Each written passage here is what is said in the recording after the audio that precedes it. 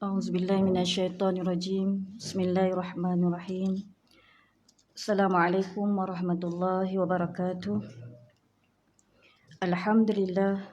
Alhamdulillahi wa kafa wa bihi nasta'in ala umuri dunya waddin. Ashhadu an la ilaha illallah wa ashhadu anna Muhammadan abduhu wa rasuluh. Allahumma salli ala sayyidina Muhammad habibuna wa syafi'una wa qudwatuna Muhammad sallallahu alaihi wasallam wa ala alihi wa ashabihi wa man sara ala nahjihi ila yaumiddin. Subhanaka la ilma lana illa ma 'allamtana innaka antal alimul hakim wa la hawla wa la quwwata illa billah al-aliyyul azim. Amma ba'd.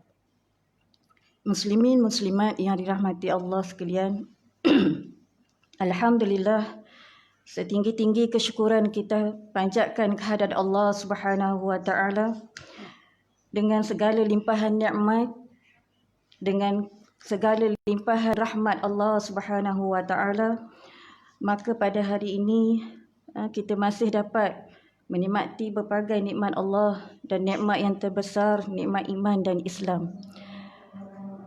Alhamdulillah, pada pagi ini insya-Allah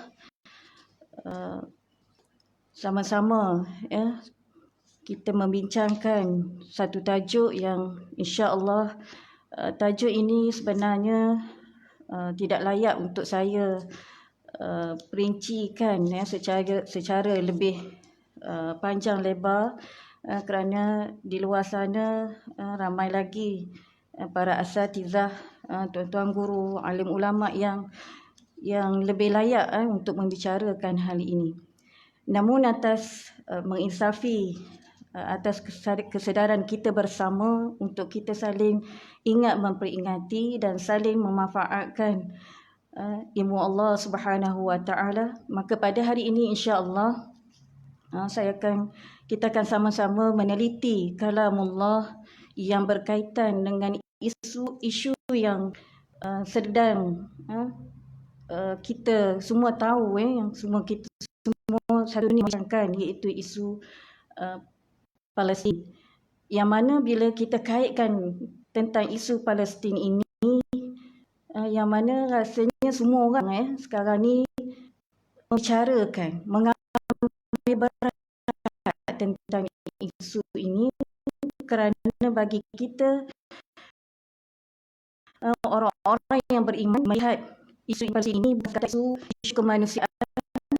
Daripada itu, ia adalah satu isu besar yang mana Allah Subhanahu wa taala sendiri merakamkan begitu banyak ayat-ayat yang berkaitan telah menjadi pedoman, dan segalanya itu merupakan janji-janji Allah Subhanahu wa taala yang akan terbukti sehinggalah hari kiamat.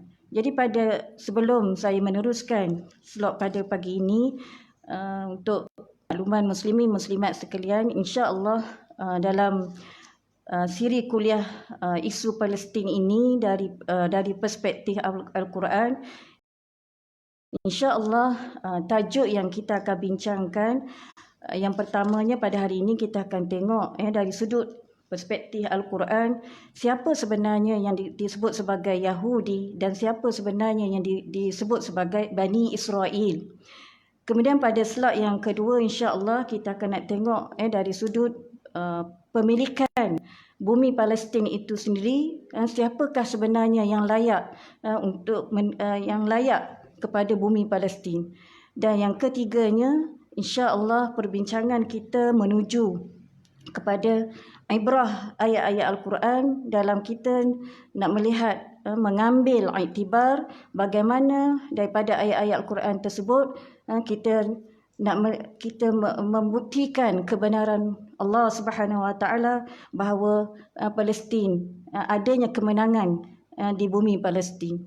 Jadi insya-Allah itu adalah di antara beberapa tajuk, gambaran tajuk yang kita akan bincangkan sepanjang 3 slot siri isu Palestin ini. Puan-puan yang muslimin muslimat yang dirahmati Allah sekalian. Jadi utamanya kita akan tengok siapa sebenarnya Yahudi dan siapa sebenarnya Bani Israel.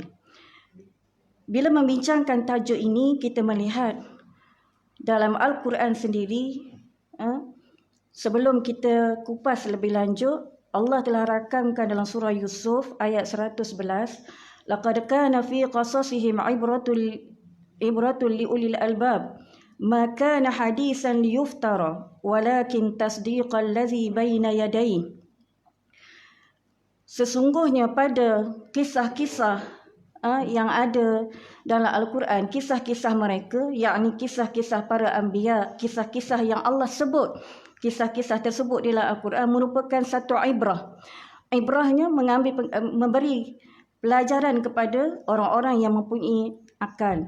Dan apa yang Allah paparkan di dalam Al-Quran tersebut bukanlah merupakan peristiwa yang direka.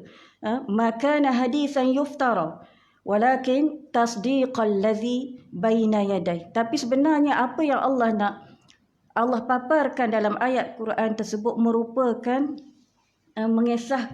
mengesahkan tentang kandungan kitab-kitab terdahulu. Jadi ini antara gambaran awal yang Allah nak ingatkan kita bahawa apa yang kita nak bincangkan pada hari ini misalnya tentang Bani Israel, tentang Yahudi, semuanya telah Allah kisahkan di dalam Al-Quranul Karim. Jadi kita akan tengok dulu dalam slide ini ada dua istilah yang perlu kita fahami. Yang pertama Bani Israel dan yang kedua tentang Yahudi. Berkaitan dengan Bani Israel, yang pertamanya berkaitan dengan Bani Israel, maka perlu kita tengok perkataan asasnya ialah merujuk kepada kan Israel, yang mana di dalam Al-Quran perkataan Israel ini dua kali khusus. Israel sahaja, Bani Israel. Israel. Manakala perkataan istilah Bani Israel disebut di dalam Quran sebanyak 40 kali. Kemudian yang keduanya kita nak tengok siapa sebenarnya Israel. Israel itu siapa? Jadi jumhur para ulama mufassirin menyebut bersepakat bahawa lafaz Israel itu merupakan gelaran khusus untuk Nabi Yaqub alaihi salam. Siapa dia Nabi Yaqub yang begitu istimewa sehingga digelarkan dengan Israel ini. Secara ringkas, saya mungkin pada hari ini saya tidak berhajat untuk mempanjangkan tentang sejarah Bani Israel ini. InsyaAllah itu akan diperincikan pada slide yang kedua. Cuma sebagai asasnya untuk kita ketahui, bila kita meneliti tentang Bani Israel ini, iaitu Nabi Yaqub ini adalah dari keturunan Ibrahim alaihissalam. Yang mana Ibrahim, sebagaimana yang kita tahu, Nabi Ibrahim dikurniakan seorang anak. Yang pertama Nabi Ismail alaihissalam dengan isterinya Hajar. Kemudian setelah berlalunya 14 tahun kemudian Allah kurniakan seorang lagi anak Nabi Ibrahim, namanya Ishaq. Kemudian daripada Ishaq inilah Nabi Ishaq alaihissalam ini, maka Allah kurniakan Nabi Yaqub alaihissalam. Kemudian daripada Nabi Yaqub, anak kepada Nabi Yaqub ialah salah seorangnya ialah Nabi Yusuf alaihissalam. Secara ringkas, kalau kita perhatikan dari sudut ranking kedudukan para anbiya ini, Allah menyebut 4 keturunan yang secara berturutan yang dilantik menjadi rasul ialah 4 datangnya daripada keturunan Nabi Ibrahim ini, iaitu Nabi Ibrahim, kemudian Nabi Ishaq, Nabi Yaqub dan Nabi Yusuf. Maka daripada susu jalur inilah lahirnya yang sekarang yang kita nak bincangkan, iaitu keturunan Bani Israel. Cumanya Bani Israel ini ataupun Israel ini dimulakan istilahnya pada Nabi Yaqub alaihissalam. Kerana apa?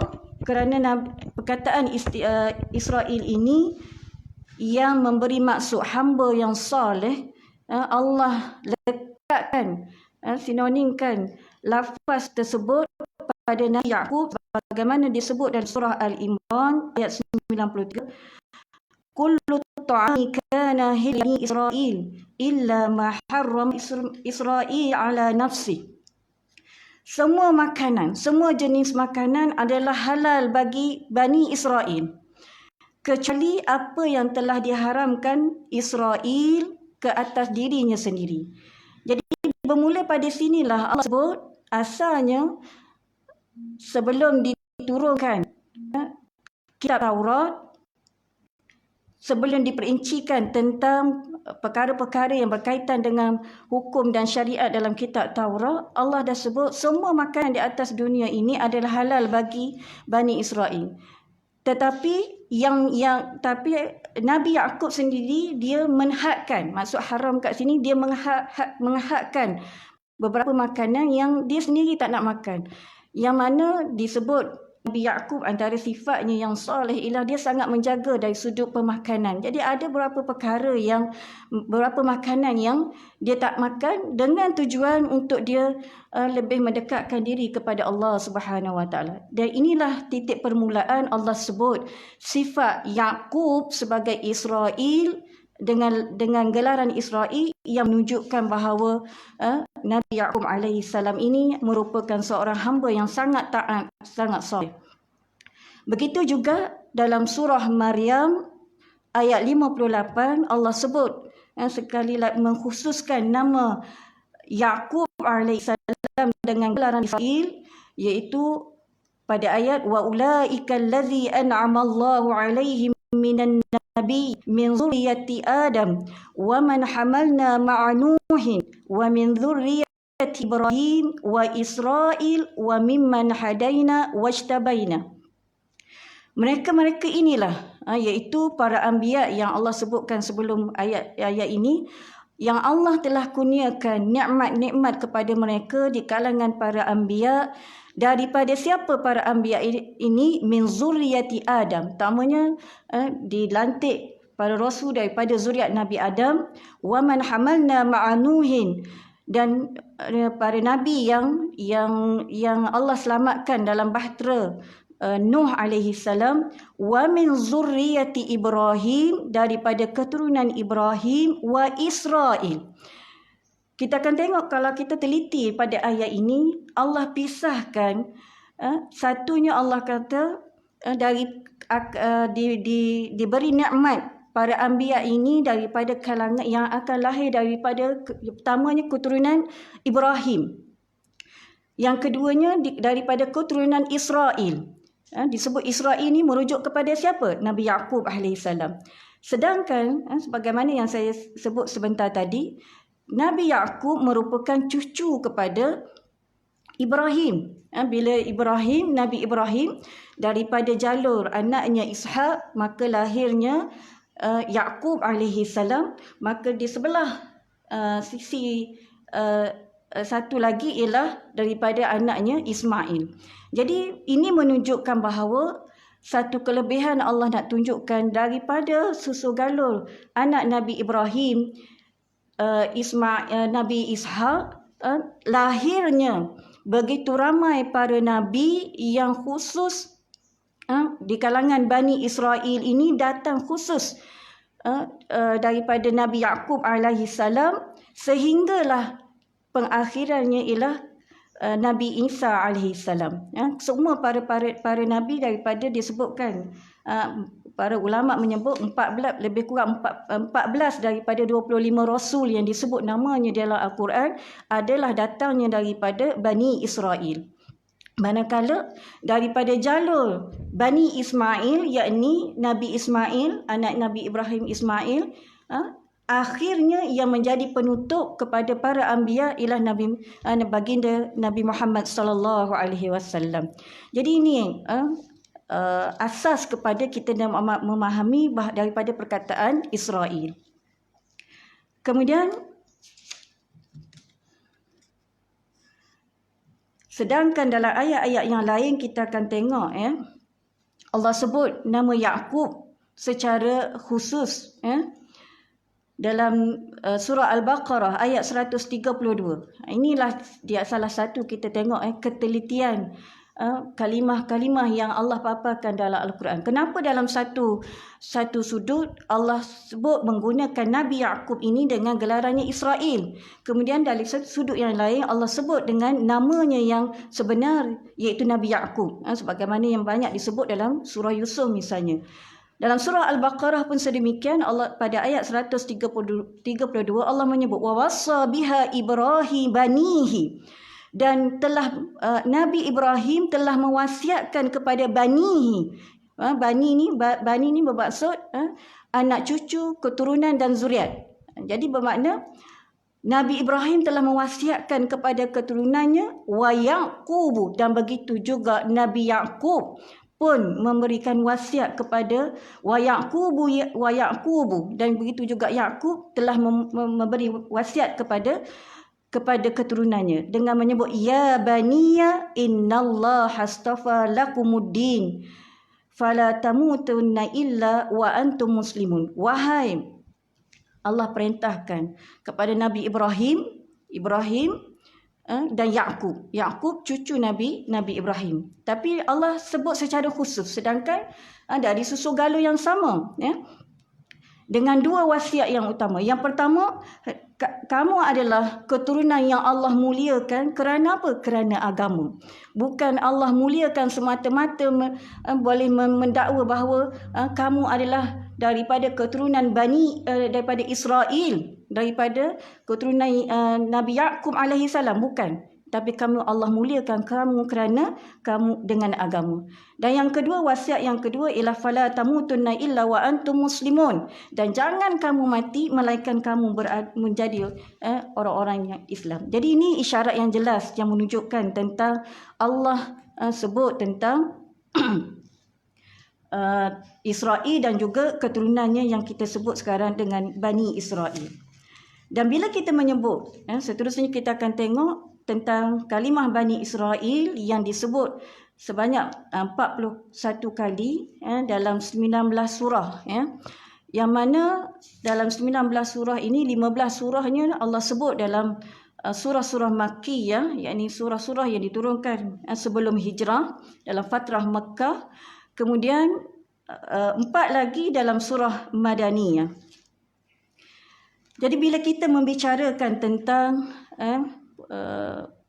tentang ayat-ayat yang berkaitan dengan Bani Israel, muslimin muslimat sekalian, kita akan tengok satu perkara yang secara asasnya kita akan tengok bila Allah menyebut tentang kisah-kisah yang ada dalam Al-Quran, kita akan dapati kisah Bani Israel merupakan kisah yang paling banyak disebut di dalam Al-Quran.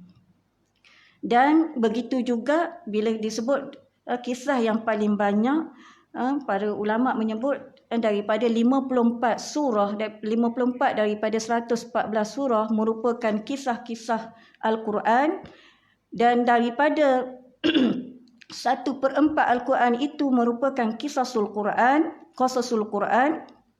Kebanyakannya ialah menceritakan tentang Bani Israel. Dan daripada kisah yang mana kisah Bani Israel ini yang paling banyak pula ialah disebut tentang kisah Bani Israel dengan Nabi Musa alaihi salam. Kisah Nabi Musa merupakan kisah yang paling panjang Allah sebutkan di dalam Al-Quran. Jadi seterusnya kita nak lihat apa sebenarnya bila Allah membicarakan begitu banyak ayat-ayat yang menyebut tentang Bani Israel ni. Apa dia punya tema ayat-ayat tersebut? Allah nak kenapa begitu diutamakan tentang Bani Israel ni? Apa pengajaran ataupun ibrah yang kita nak tengok daripada tema-tema ayat tersebut? Yang pertama mungkin ada banyak, saya akan senaraikan beberapa sahaja. Yang pertama, Allah dalam ayat-ayat yang menceritakan tentang Bani Israel ini menyebut tentang Bani Israel merupakan satu bangsa yang paling banyak menerima nikmat Allah Subhanahu Wa Taala. Sehingga misalnya dalam surah Al-Baqarah ayat 40 Allah menyebut, dan ada 3 lagi ayat yang mana Allah sebut 3 kali. Allah sebut dengan ayat pengulangan ayat yang sama. Ya bunayya, ya bani Israel, uzkuru ni'mati allati an'amtu alaikum. Wahai bani Israel, ingatlah kamu tentang nikmat-nikmat yang telah aku kurniakan kepada kamu. Wa aufu bi'ahdi ufi bi'ahdikum, dan tunaikanlah janji-janji kamu yang telah kamu berjanji dengan Allah Subhanahu wa dengan aku. Wa iyaya farhabun, dan hanya kepada akulah sepatutnya kamu mengabdikan diri. Jadi antara disebut, kenapa Allah sebut tentang kamu kena ingat tentang nikmat yang telah aku kurniakan. Kalau kita tengok, saya ambil terus kepada kemuncak cerita, kita akan tengok asalnya. Kalau kita nak sebut, mungkin saya boleh sentuh pada slot yang kedua, bagaimana Bani Israel ini kemuncak cerita, bermula ceritanya yang menjadi asbab ceritanya ialah apabila Nabi Yusuf alaihissalam yang ditemui dalam telaga, akhirnya dibawa ke Mesir. Daripada selepas Nabi Yusuf itulah semua 12 orang anak Nabi Yaqub alaihissalam akhirnya tinggal di bumi Mesir. Dan pada waktu itu bumi Mesir adalah asalnya mereka hidup dengan selesa di bumi Mesir, sehingga akhirnya mereka bila zaman Firaun, Nabi Musa menghadapi kekejaman Firaun, Bani Israel ini telah ditindas, diancam, dihambakan, sehingga akhirnya Allah mengarahkan Nabi Musa untuk keluar daripada bumi Mesir, membawa kaumnya iaitu Bani Israel. Sehingga kita tahu sejarahnya, sehingga terlepas daripada terselamat daripada dikejar oleh Firaun dalam peristiwa terbelahnya Laut Merah. Jadi ini salah satu Allah menunjukkan bahawa nikmat terbesar yang antara nikmat terbesar Allah kurniakan kepada Bani Israel ialah terlepasnya Bani Israel daripada kekejaman Firaun. Dan seterusnya apabila disebut lagi beberapa, dia akan cerita ini, dia akan ada rentetan ceritanya sehinggalah berakhir mereka akan masuk ke Baitul Maqdis, Bani Israel. Yang kedua, antara nikmat yang Allah sebut secara khusus kepada Bani Israel yang selalu kita baca dalam ayat-ayatnya dalam Al-Quran ialah tentang nikmat-nikmat yang Allah kurniakan kepada Bani Israel secara khusus, iaitu antaranya ialah mereka mendapat rezeki daripada langit. Wa zalalna 'alaikumul ghamama wa anzalna 'alaikumul manna wassalwa. Setelah terselamatnya daripada Firaun, Nabi Musa dengan Bani Israel meneruskan perjalanan di padang pasir menuju ke Palestin. Allah antara nikmatnya wa zalalna 'alaikumul ghamam, dilindungi perjalanan mereka itu dengan awan-awan yang melindungi mereka sehingga mereka tak merasai panas terik di padang pasir. Dan Allah kurniakan waktu itu satu hidangan dari langit yang tak pernah dikurniakan oleh mana-mana kaum di atas muka bumi, iaitu apa? Al-manna was-salwa.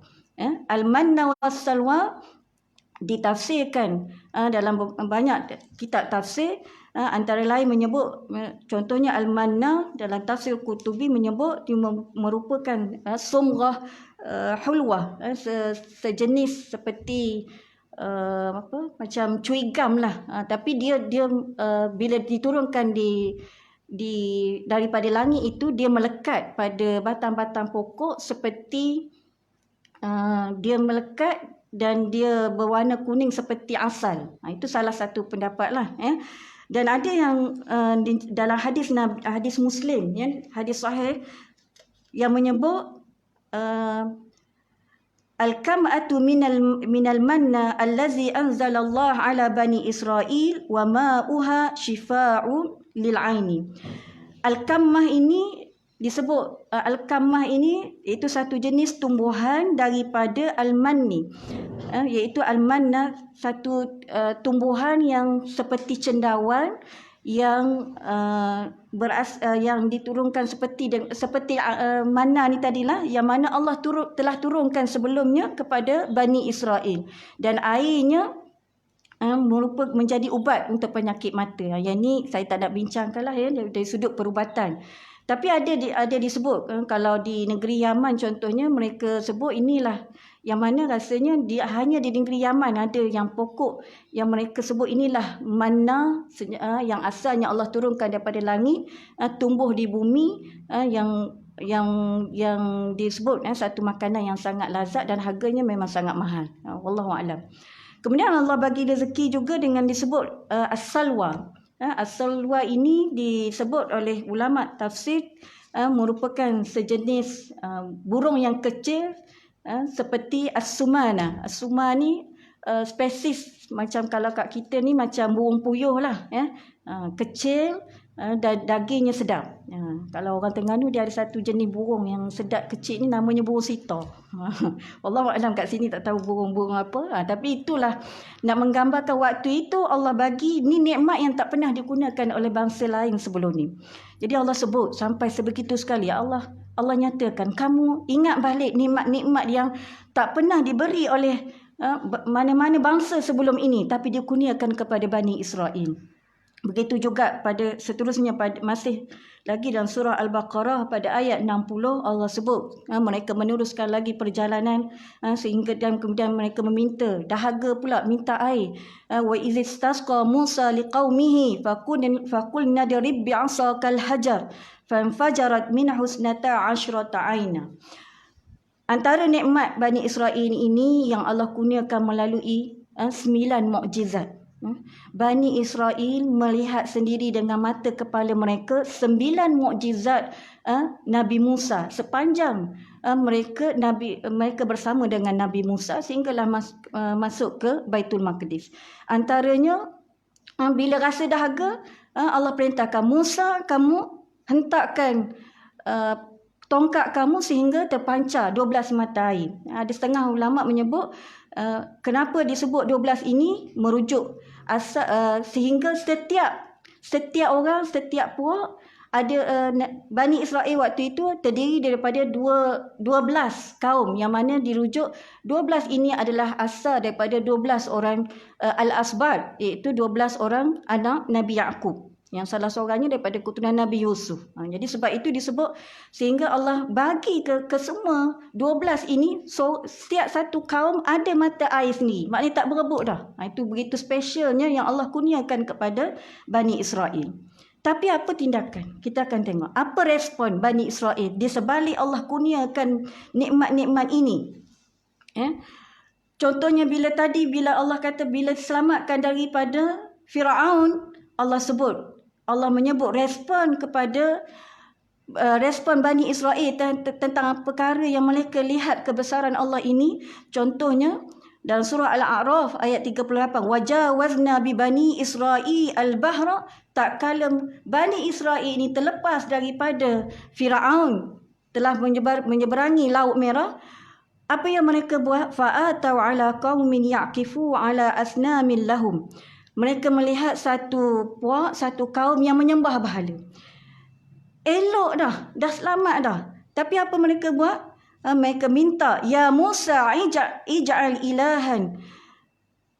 Wahai Musa, jadikan kami satu Tuhan sebagaimana kaum ini menyembah.